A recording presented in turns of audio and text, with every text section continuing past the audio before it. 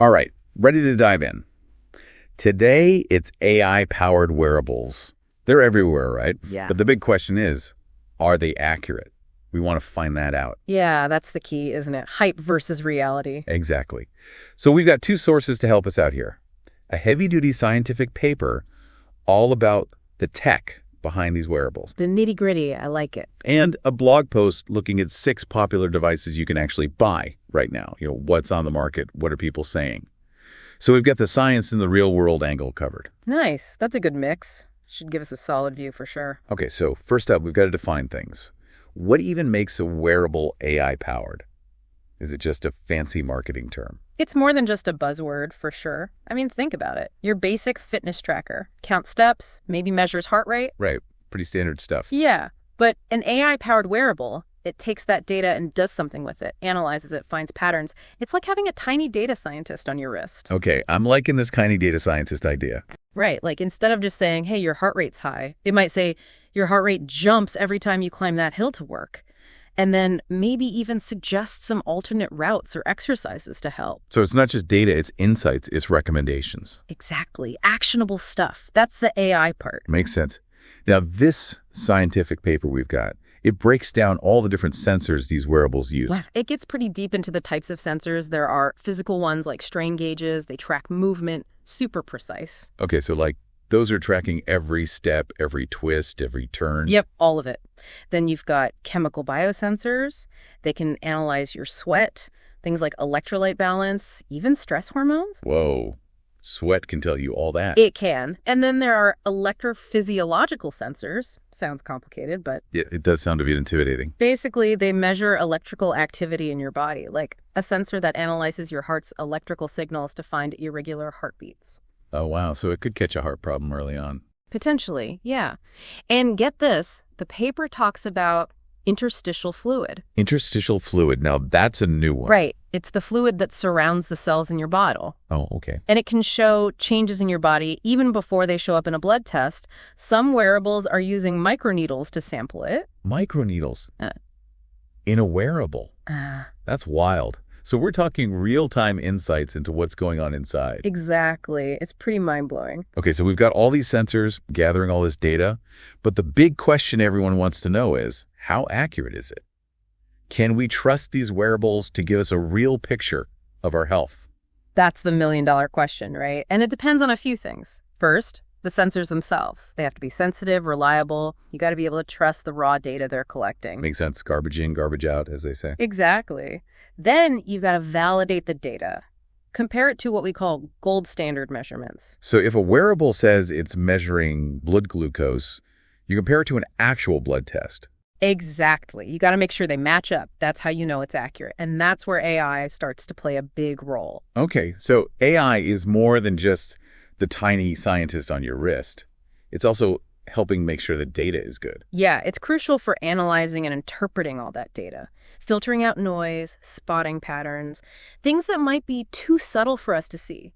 Like, imagine you're working on a puzzle. The wearable gives you all these pieces, right? But the AI, it's the one that helps you put it all together, sees the bigger picture. Oh, I like that analogy. So it's not just numbers, it's about making sense of those numbers. Exactly. And the more data it has, the better those insights get. More personalized, more accurate. Okay, that makes sense. But let's get real for a minute.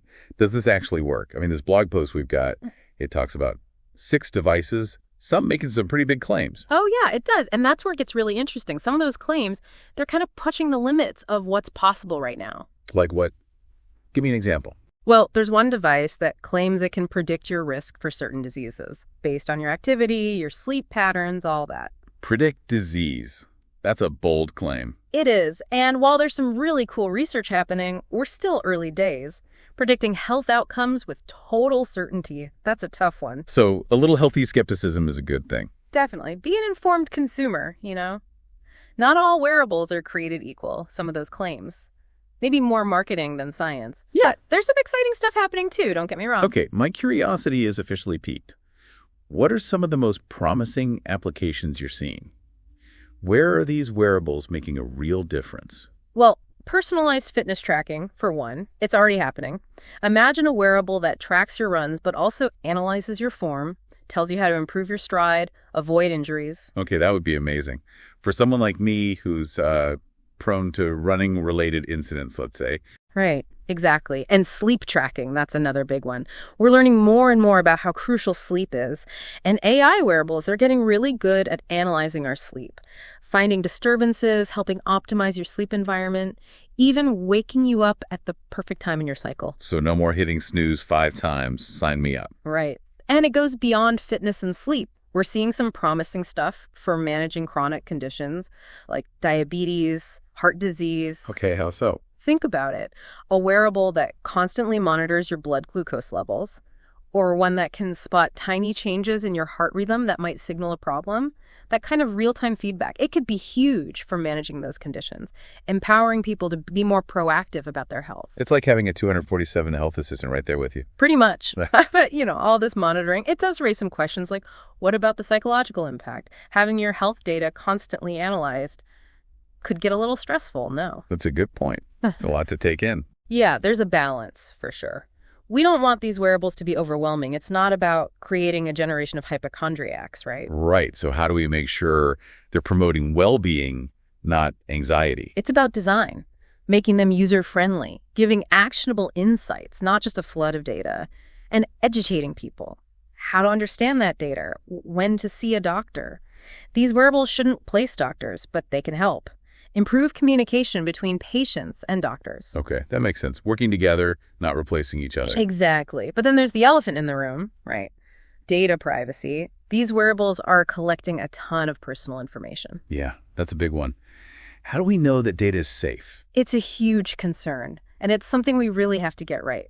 Strong encryption, clear privacy policies, giving users control over their own data, that's all essential. It sounds like a lot to figure out. Lots of challenges, but also lots of potential benefits. So what's the future look like? Are we all going to be wearing these super smart wearables in a few years? It's hard to say for sure, but it's a fast-moving field.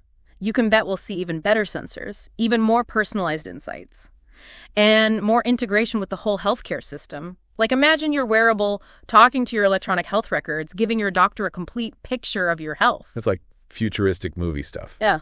But it also makes me think, if they get that powerful, how will they change how we think about health? About healthcare? Yeah, it's a bit sci-fi, isn't it? But it raises some interesting questions.